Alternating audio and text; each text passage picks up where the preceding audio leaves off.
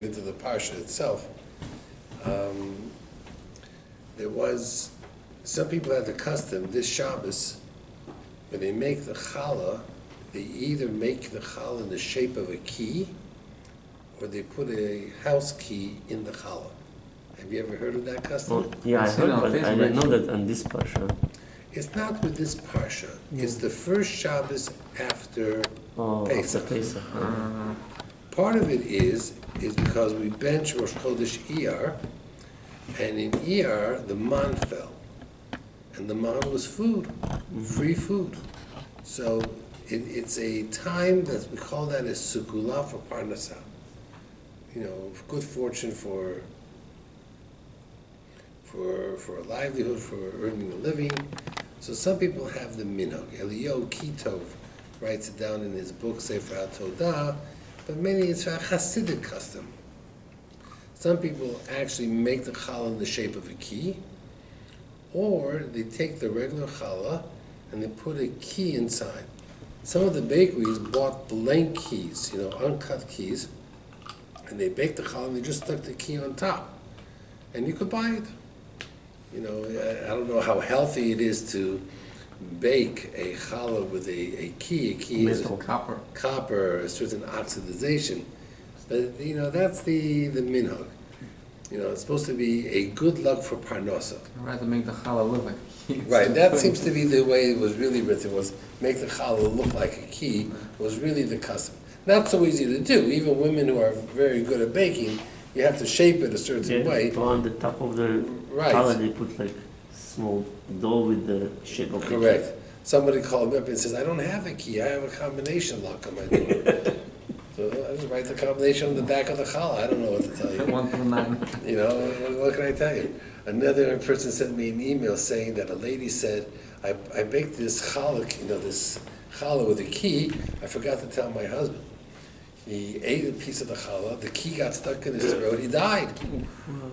So Real story or key? No, so the insurance company paid out millions. So this really works. I mean, it's school for parnasa. Well, I got rid of my husband and I made a few $1 million. This really works, she wrote. Obviously not. How many millions are you talking about? Right, how many millions? Someone sent me something, says, if you want to understand how the government works, I'll give you a riddle, and if you figure this out, you can figure out the government. A pizza is round. When they sell it, they put it in a square box. When you eat it, you cut it in triangles. So go figure that out. It's a round pizza, sold in a square box, eaten in triangles. When you can figure out what the logic behind all that is, you can figure out government and everything else. Okay, Which is impossible. Which is impossible. Which is basically impossible. Wait, they also have Sicilian that's square. Yeah, you do. I guess you have certain ones that are, but mostly they're not. Someone went to a Hasidic Rebbe, and he says, I'm going into a new business venture with a partner, and I want a bracha. I want a bracha that my business should be successful. So the Vorka Rebbe, they say, he took a piece of paper and he wrote Aleph, Beis, Gimel, Dalet. He says, here, that's the ABC of business. Aleph, Beis, Gimel, Dalet. So the guy said, what is it? So he says, I'll tell you what it is. Aleph stands for emes. If you are honest in business, the Beis is bracha, you'll be blessed. Gimel stands for gezel, theft. If you're crooked in business, Dalet stands for dal. Dal means poor. So if you're truthful, you'll have bracha. If you're a thief, you'll be broke. He says that's the bracha. Aleph, Beis, Gimel, Dalet. It doesn't take more than that. That's the formula for a successful business. Aleph, Beis, Gimel, Dalet. So I found that very, very interesting. It says in the Parsha, Lo taseh ovel b'mishpat. Don't pervert justice. Now it's an interesting way of wording it. It means there's a right and there's a wrong. Don't try to justify the wrong, because that's double. Not only did you do wrong, but by justifying the wrong, you're creating a second problem. For example, smoking. A person smokes. Okay, I happen to feel smoking is not healthy, not just me, but that's the science. But then the person says, what's the problem with smoking? I know people who smoke and live to be 100, 110 years old. So you see, smoking is not unhealthy. That's lo sasa ovo b'mishpat. Don't do something that's not healthy and then justify it. The measles shot, I don't take the measles shots. Why? The ingredients are not kosher. The ingredients don't have to be kosher. There's nothing to do with that. That means you're putting people at risk. On top of that, you're trying to justify it. It doesn't work. It doesn't work. A person doesn't help his wife. And when you ask him, how come you don't help your wife? He says, listen, I work all day. She doesn't work. This is her job. She doesn't come and help me at my job. Why should I come help her at her job? It's an attitude of you're doing something wrong and then you're trying to justify it. So that's lo tasu ovel b'mishpat. Don't take a bad thing and make it worse. By justifying it, by creating an image that it's allowed to be done. Okay. Look at Parshas Kedoshim. Vaydaber Hashem Moshe Lemor. Daber el kol adas b'nei Yisrael. Good evening. Sorry. Speak to all the Jewish people. Now this is unusual again. We don't have many cases like this. In usual, what happened was Moshe got the Torah at Har Sinai from Hashem. Who did Moshe teach the Torah to? Aharon, Yehoshua, to a select few people.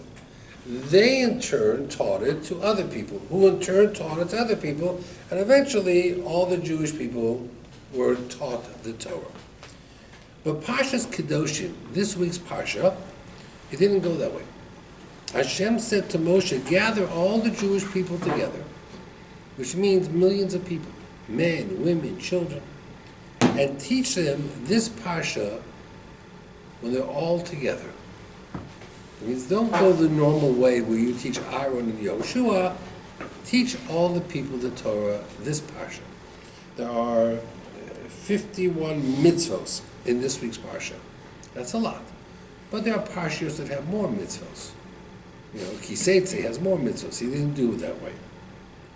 So Rashi says, Melamed shenemar Parsha zu b'Hakhel. This Parsha was said in Hakhel, in a great assembly. Mipnei sherov gufei Torah tluim bo. It has in it the basic principles of the Torah. So one of the Meforshim explain that the Medrash goes into a little bit more detail. The Medrash says that the Aseret Hadibros, the 10 Commandments, are listed in this week's Parsha. Not the way we have it written. That's only in Parshas Yisro and V'Chanon. But of the 51 mitzvos, 10 of them reflect one of the different 10 commandments. I'll give you an example. It says, Anochi Hashem Elokecha. The first commandment is, I am the Lord your God.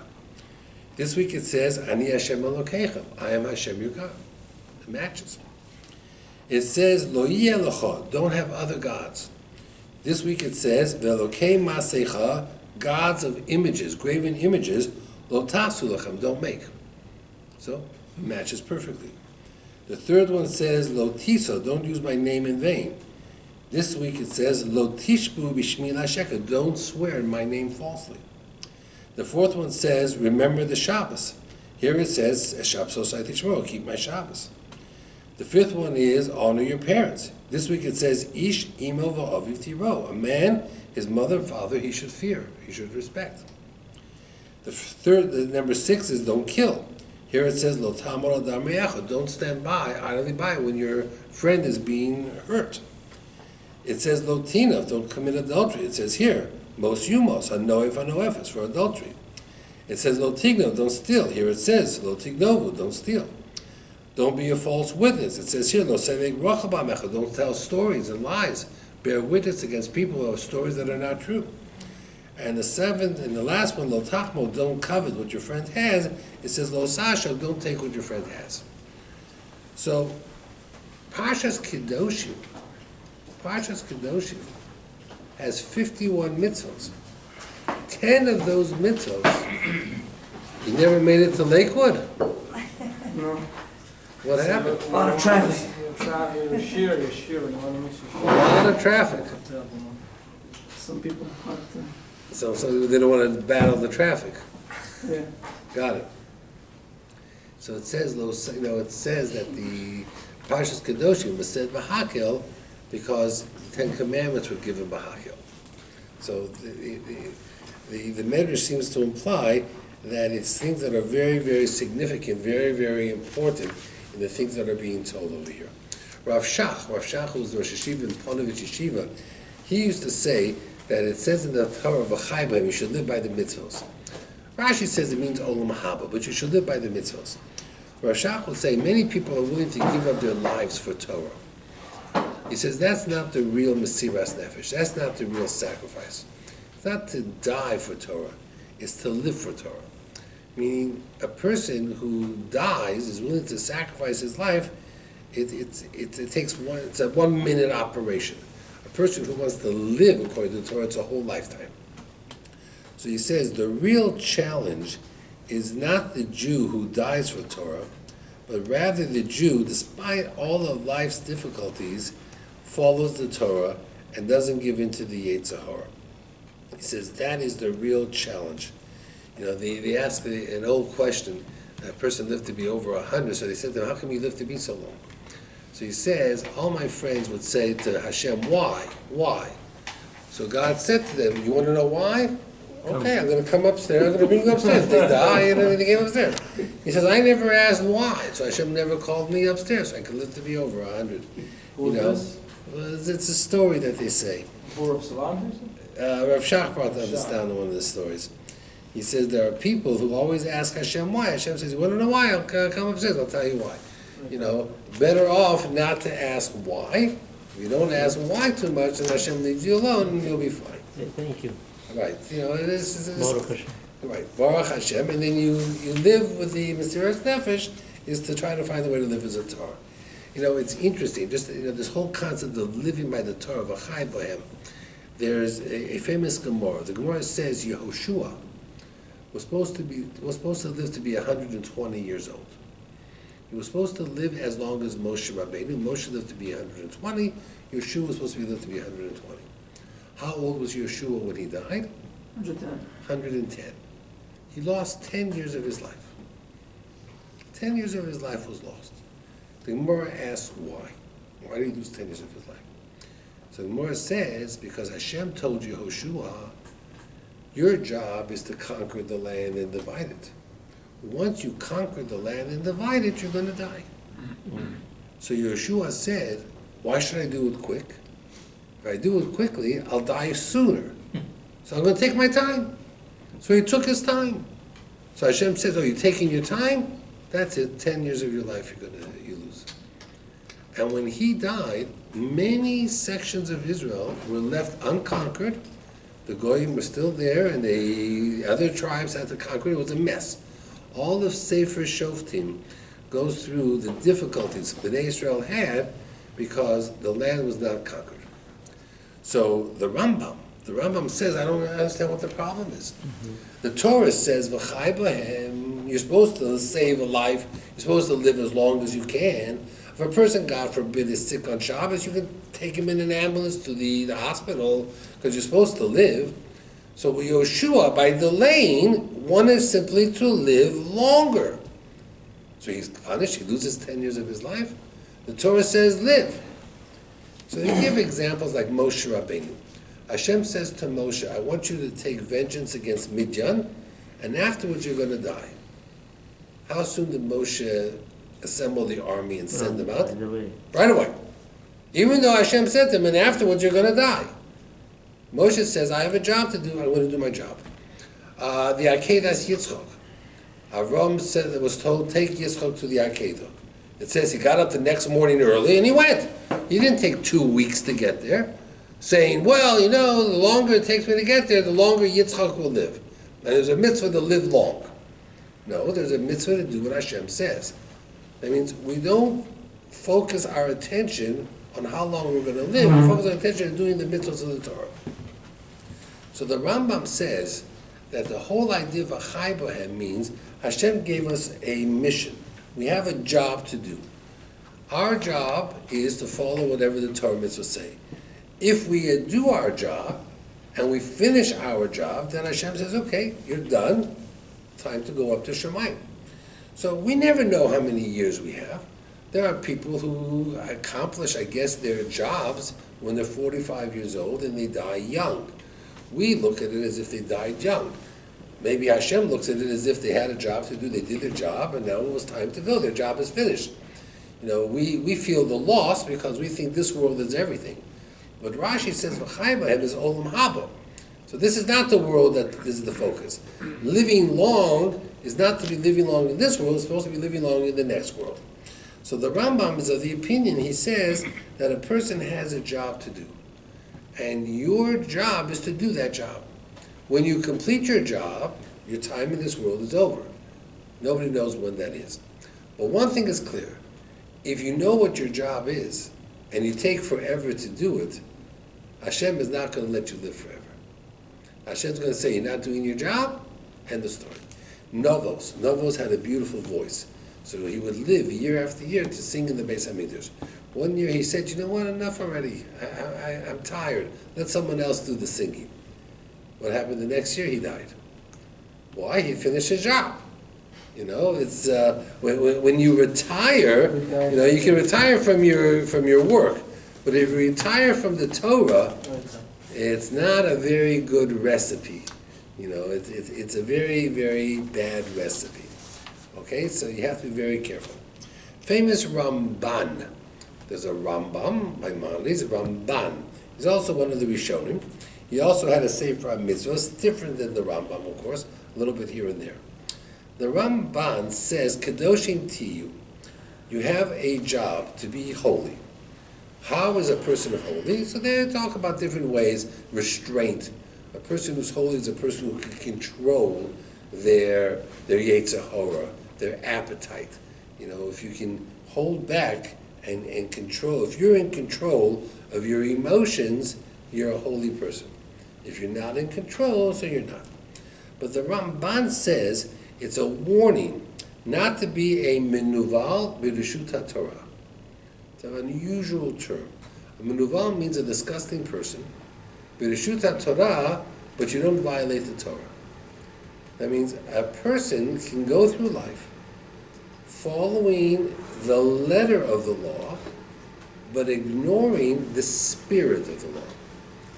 So the person, will say, did I do something wrong? No, but you're not a nice person.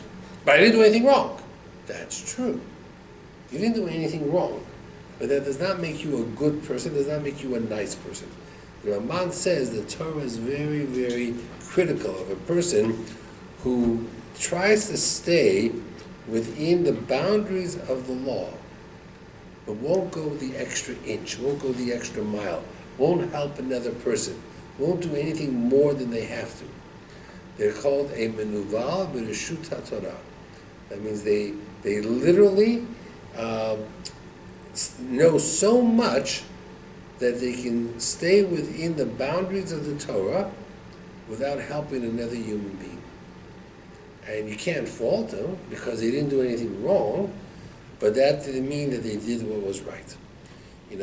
Rav Shlomo Yosef Zevin, he used to say a little bit further. He says everybody has a different understanding. When you read Lo Tirtzach, don't commit murder, to a simple Jew, it means you don't kill somebody. Got it. To the Beit Din, if a community has leaders, you know what it means? It means don't let someone who visits your city go without a place to live, go without food and water. Remember the Egla Arufa, they found a dead body. So the city closest by had to come and they had to testify. If we had seen this man, we would never have let him go on without someone accompanying him to the city limits. We would have given him food and water. We would have given him a place to sleep. That means don't murder someone is understood to mean make sure homeless people are protected. Make sure guests have a place to stay. If it's someone else, a Talmud Chacham, It would mean don't embarrass someone. Don't speak Lashon Hara. That means when it says don't murder, you can have a simple explanation, or you can have a much more complicated explanation. It all depends on you. That means the Torah has a simple understanding. But we study Torah Shebaal Peh, and Musar, in order to get a deeper understanding.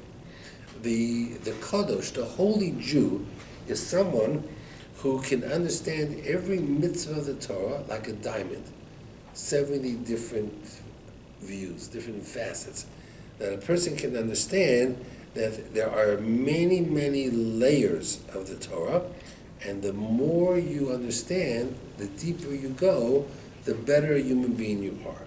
And what's the motivation? Why should you say Kedoshim to you? Why should you be holy? So the Torah says why. Ki Kodesh ani Hashem Elokeichem, because I'm holy. And therefore, if a person wants to get closer to Hashem, there's only one way to do it. If Hashem is a holy person, then by getting closer to Hashem, you become a holier person. So you become a holier person, get closer to Hashem, and vice versa. Okay. It says in the Torah, in this week's Parsha, it goes through a whole bunch of things. Don't steal, don't lie, don't cheat. And then it says, Lo tisne es achicho bilvovecho. Do not hate your brother in your heart. Okay? Does it mean your actual brother, or does it mean any Jew? Any Jew. Rather, hocheach tocheach asam yisecho. Give him Musar. Very difficult to do because nobody wants to hear Musar. But the Minchas Elazar, who was the Rebbe from Munkash, he says, I once heard a speaker speak, and he says that brothers are more prone to hate each other than other Jews. That means this idea, when David HaMelech said in Tehillim, Hinei ma tovu ma noim, how beautiful and nice it is, Sheves achim gam yachad, when brothers live together. He says the human nature is that brothers are very jealous of each other. And we see that. We see that in families all the time, that brothers are very, I wouldn't know, I only have sisters. But maybe, I don't know. He says why, and he explains why. He says because they're fighting over the inheritance. The older brother gets double, right? Kefil. The older brother gets more than me. So they often fight over the inheritance. Or they're jealous. Dad loves me better. Dad loves me better. I've had many din Torahs on wills that were written where one brother accuses the other brother of poisoning their father's opinion against him, and that's why you got a bigger share of the house than I got.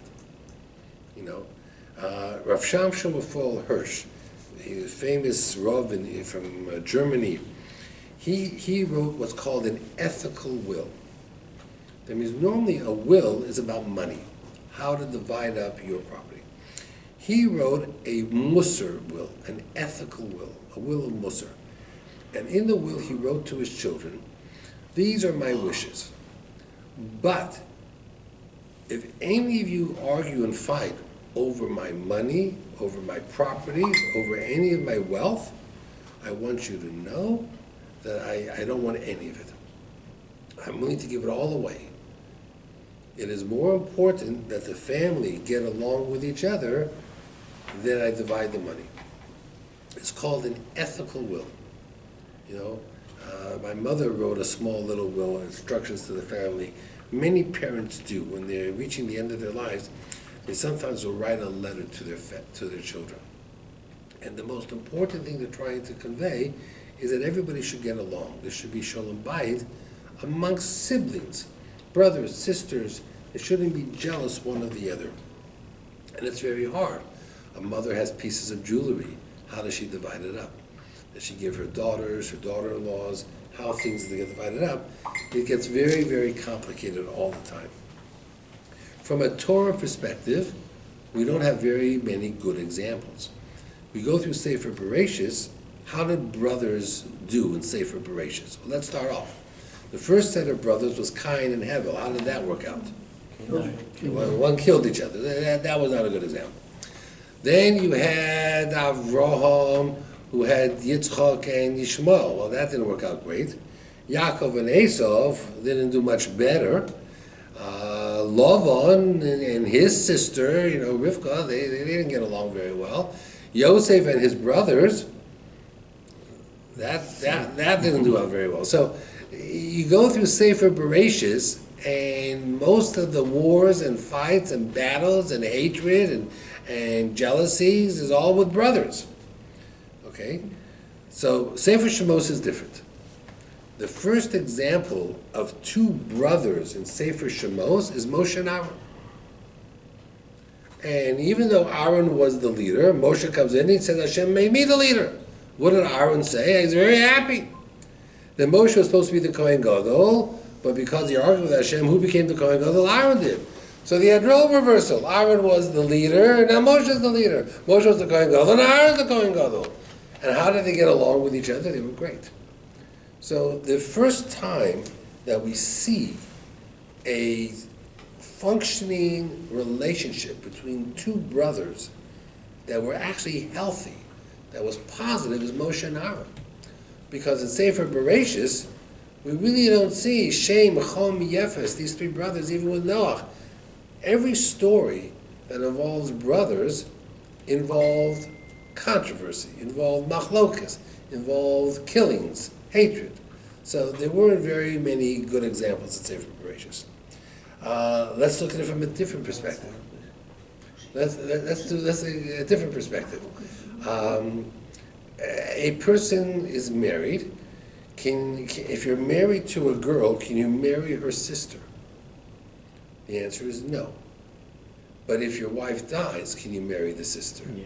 The answer is yes. Why?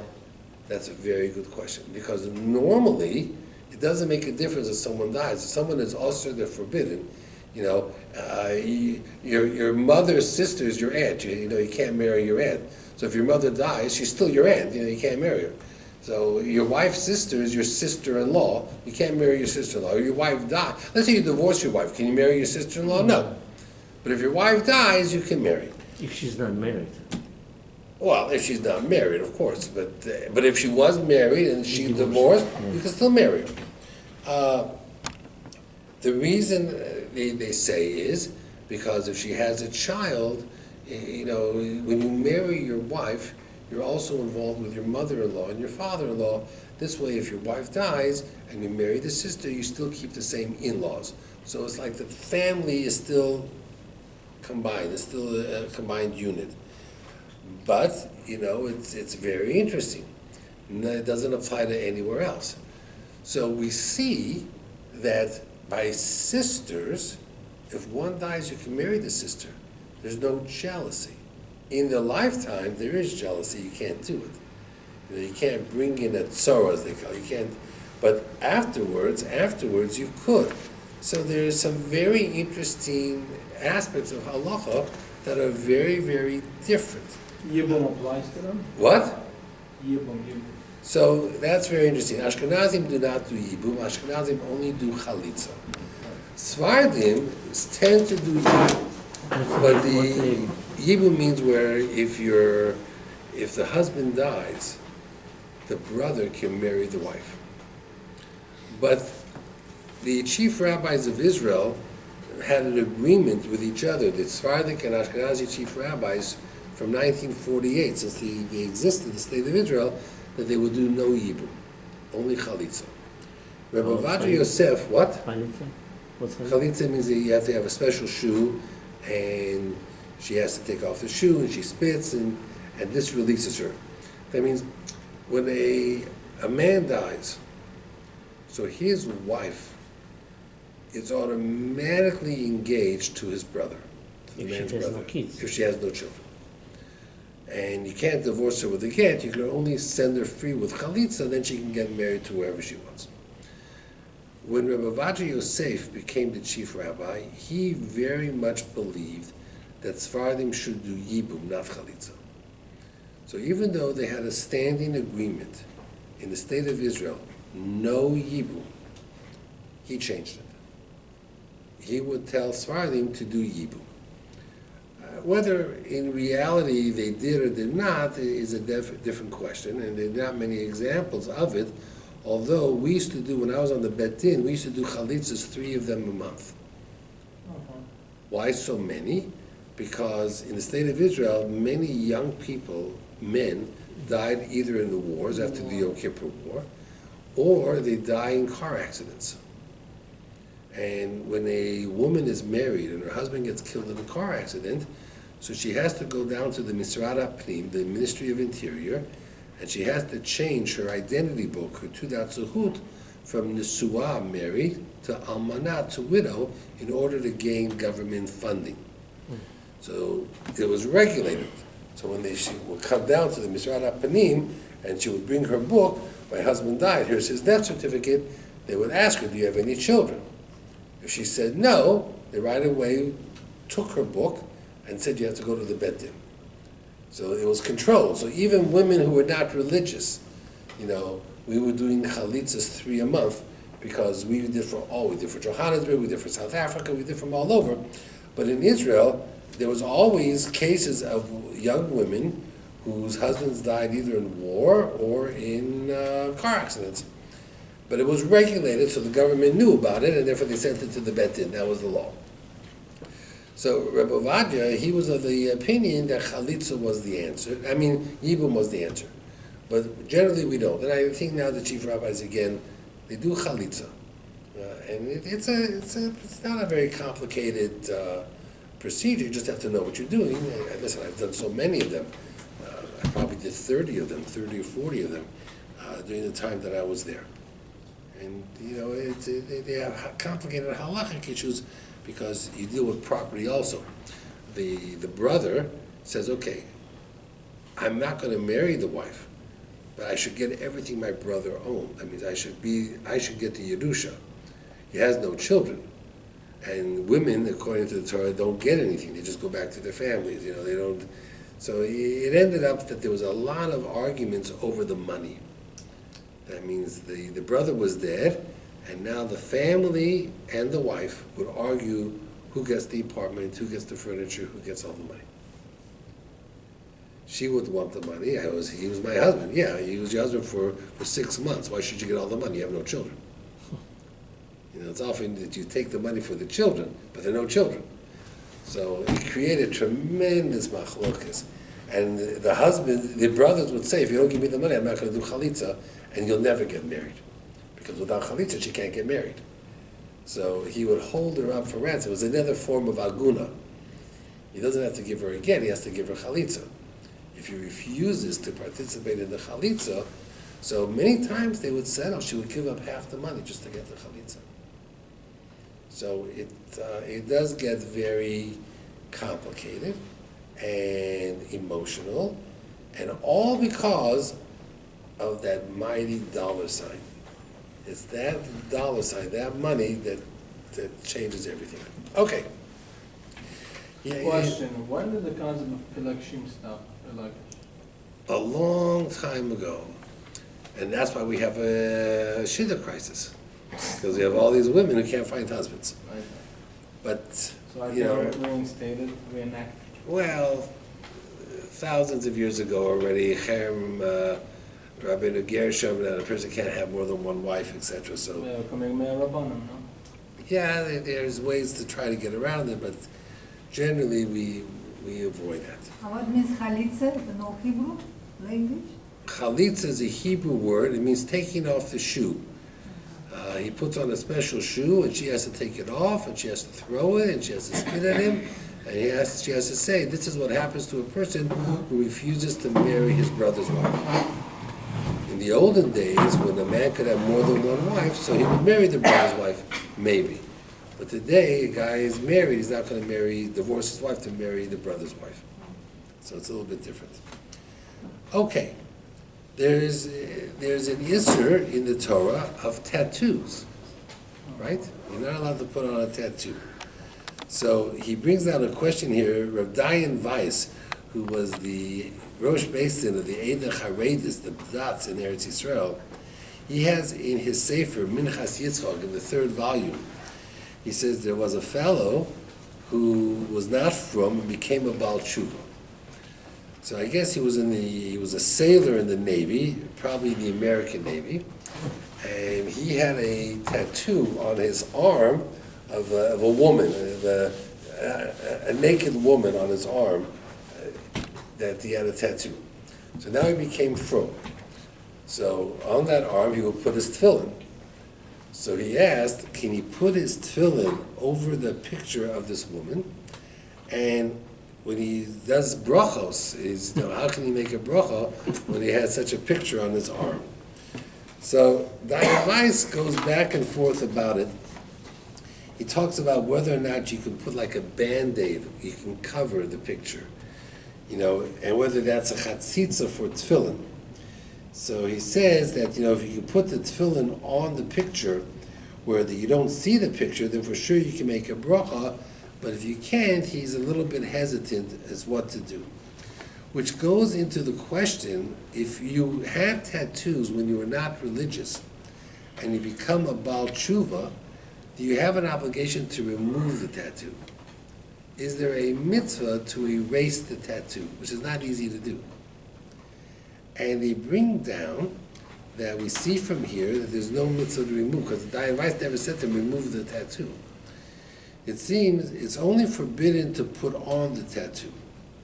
But once it's on, you don't have to erase it. And it also seems that it depends what the tattoo is of.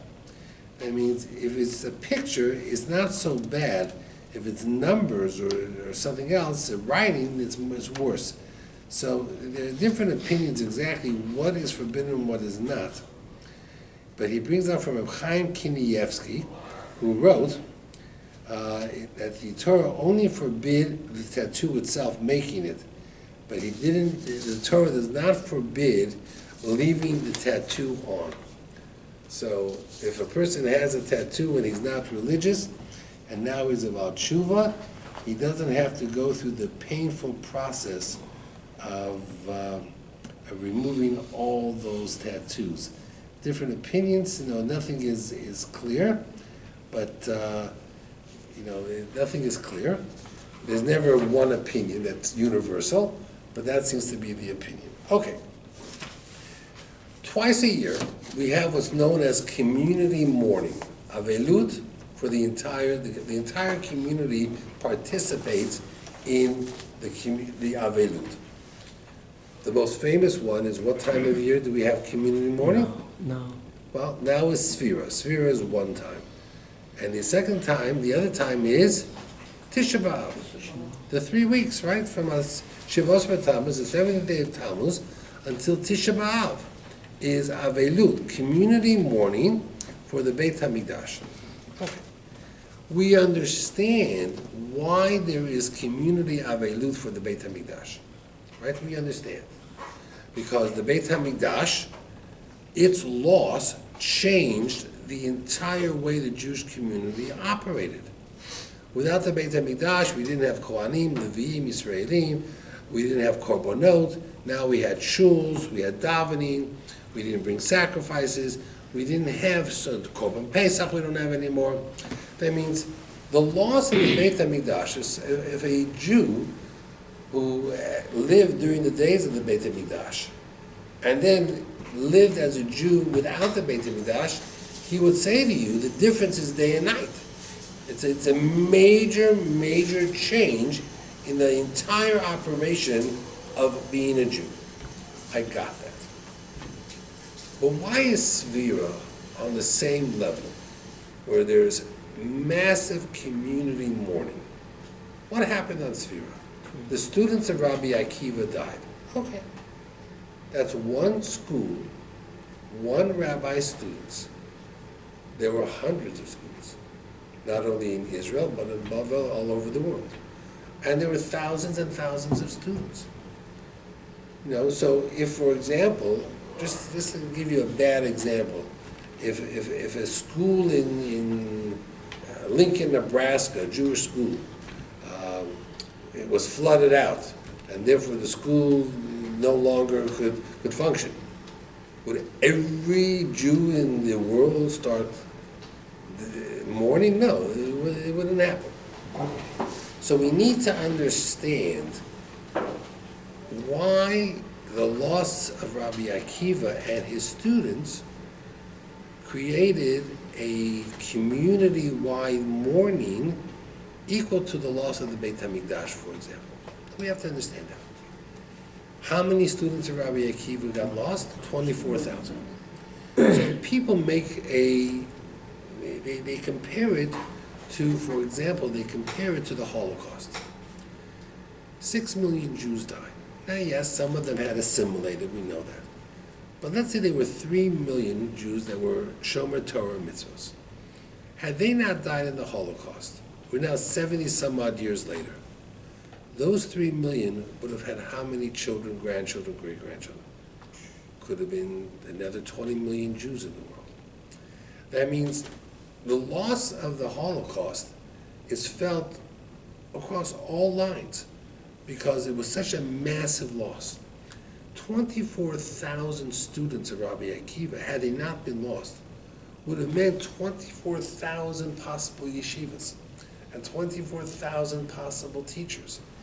It is a community-wide event because the numbers are so amazing and so shocking that if you stop for a moment, you understand how it affected the very fiber of the Jewish people. How many Chofetz Chaims could have been part of those 24,000? How many Rabbi Akiva Agers? The whole world could have been different. The Torah world would have been different. The religious world would have been different. The communities, the equality of Rabbonim would have been different. Everything would have been different. We suffer today by what we call lack of leadership because we lost those 24,000 that could have grown tremendously. So now, we need to follow through just one more thought. If you had to put in one word why those 24,000 students of Rabbi Akiva died, what were they failing in? What did they not have?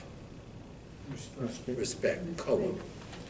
Now that's a funny thing, because if I were to ask you, kavod, honor, would you put that in a good column as a good meter? We all should want that, or in a negative column?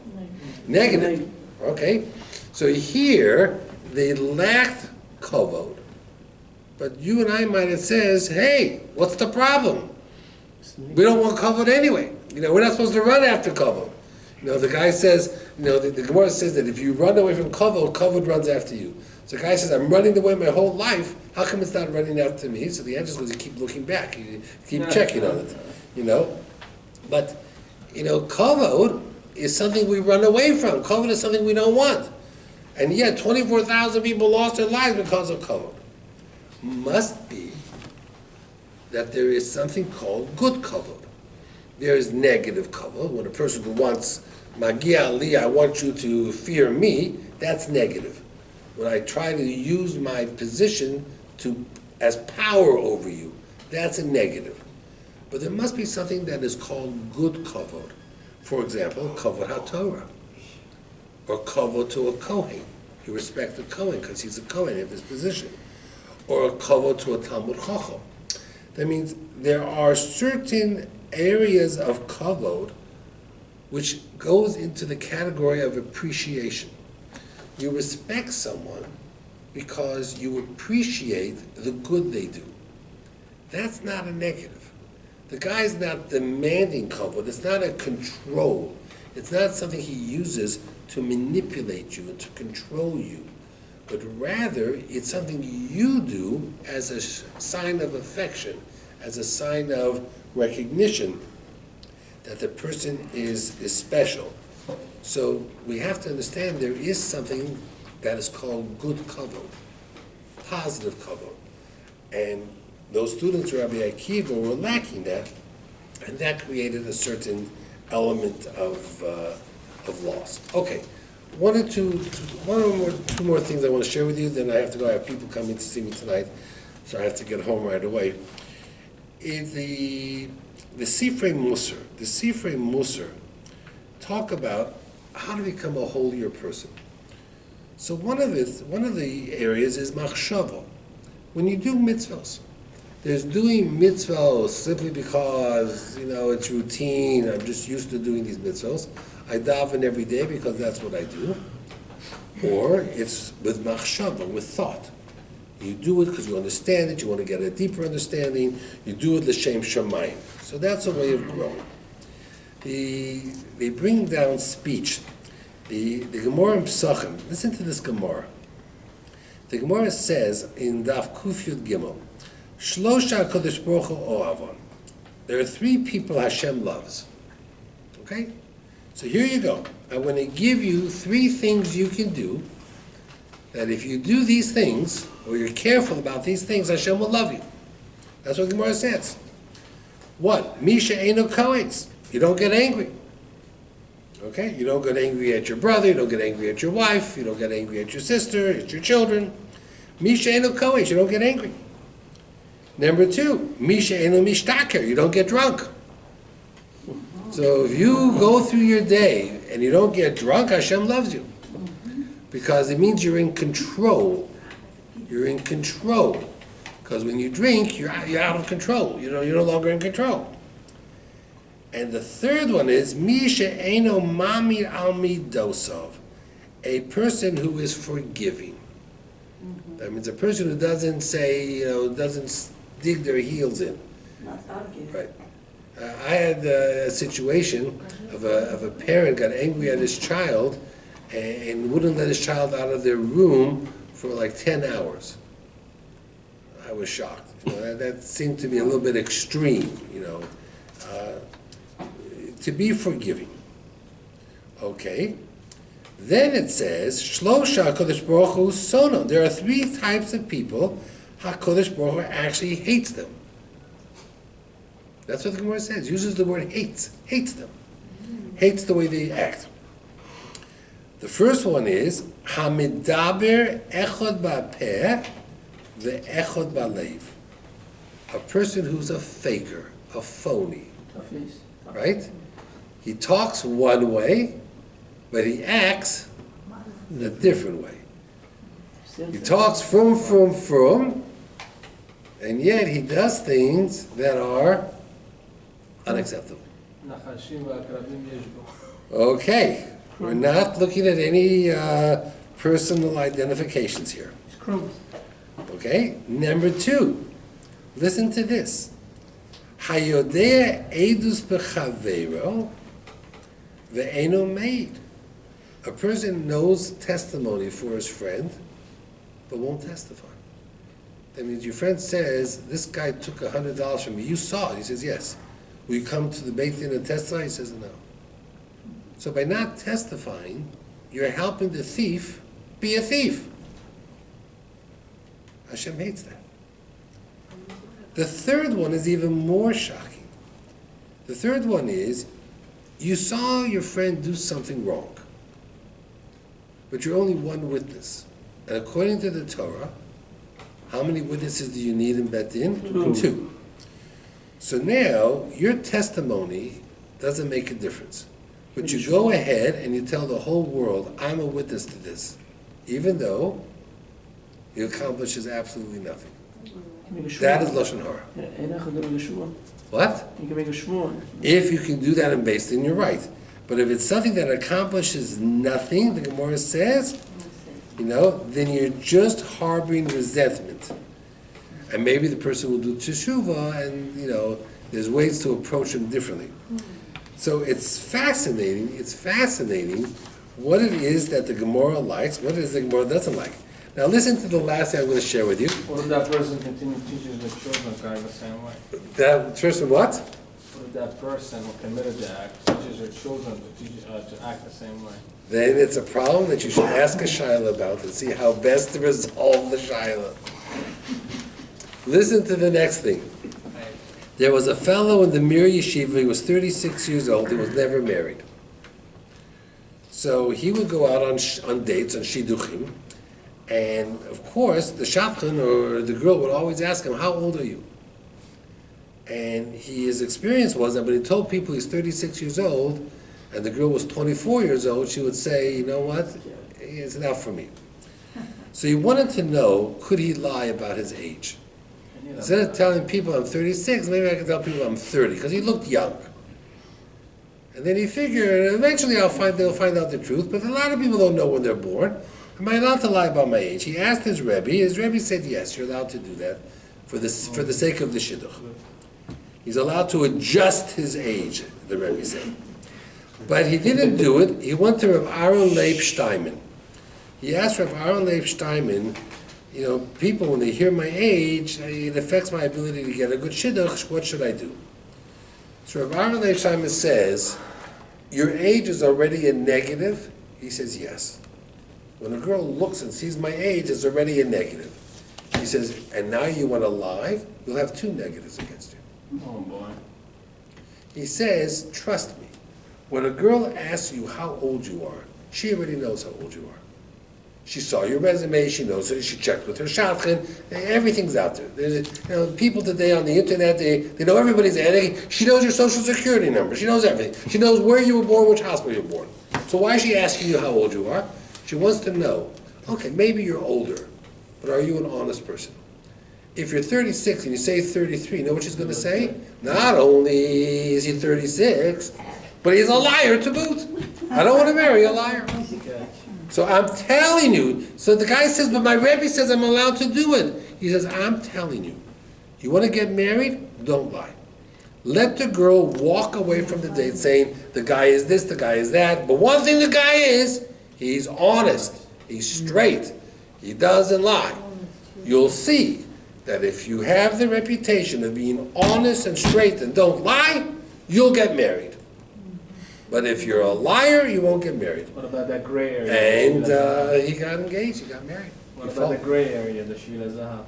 I wouldn't know anything about gray areas. But that was his answer. It's interesting. Midvar shekat tirchok. It's amazing that people can handle a lot of things in life, but it's very hard to deal with sheker, with the lies. So why the first rabbi told him yes again? I guess he used logic. He's saying, well, it's a white lie. So you're 36, you say you're 33 or 32, and then it won't make a difference anyway if the girl likes you. You're just trying to get you through the door. But R.Rabbi Steinman said no. He says, everybody knows everything. The last thing they want to be involved with is someone who can't be truthful. What about Shalom Bayit? Shalom Bayit, you tell people, encourage people. Well, Shalom Bayit is the old question when your wife says, do you like my dress? Or, how was supper tonight? Was it delicious? So you're going to say yes. That's a gray, slippery slope, but that's already someone that you're married to, Shalom Bayit. And even there, these white lies, we try to avoid them as much as possible. Have a good night, everybody. Good night. Thank you. Enjoy.